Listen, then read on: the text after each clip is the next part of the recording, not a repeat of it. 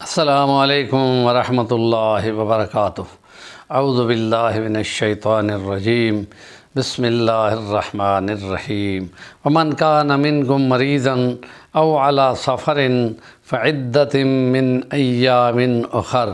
وعلی الذین یطیقونہ فدیۃ طعام مسکین۔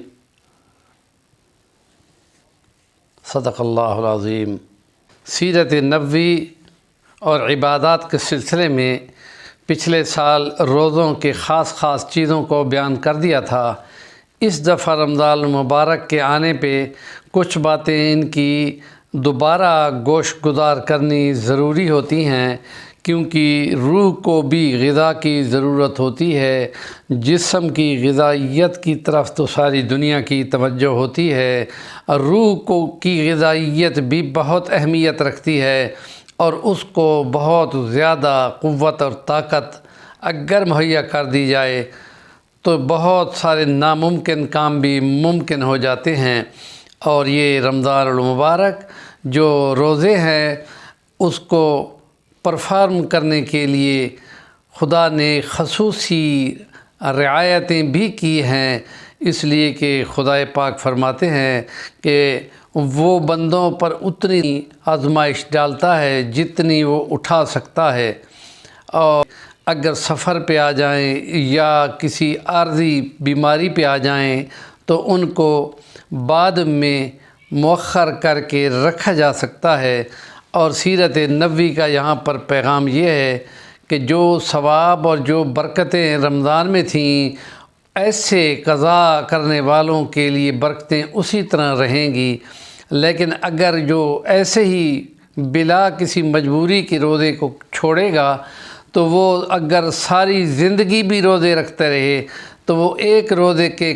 قضا کے برابر بھی ثواب تک نہیں پہنچ سکے گا۔ دوسرا، اگر کوئی ایسا مریض ہے جو مریض فانی ہے کہ جس کے کور ہونے کی یا درست ہونے کی یا صحت یاب ہونے کی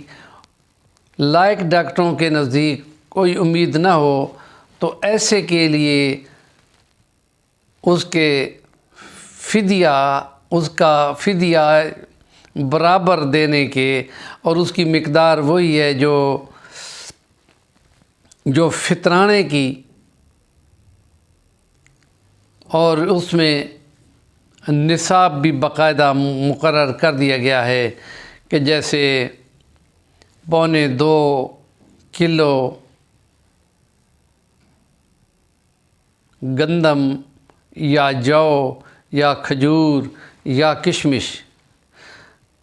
کھجور اور کشمش مدینہ میں بہت عام تھی، اور جو اور گندم بہت نایاب تھی، تو اس لیے اس کو اس کی قیمت کے برابر بھی علماء نے اب تو اجازت دی ہے، اور 3 کلو کی قیمت کے برابر ایک مسکین کو کھانا، صبح اور شام کے کھانا یا اس کی قیمت دینا، اور جو زیادہ خوشحال ہوں تو ان کو زیادہ قیمت والی اجناس کے بدلے میں اس کی قیمت کا بدلہ فدیہ دینا چاہیے۔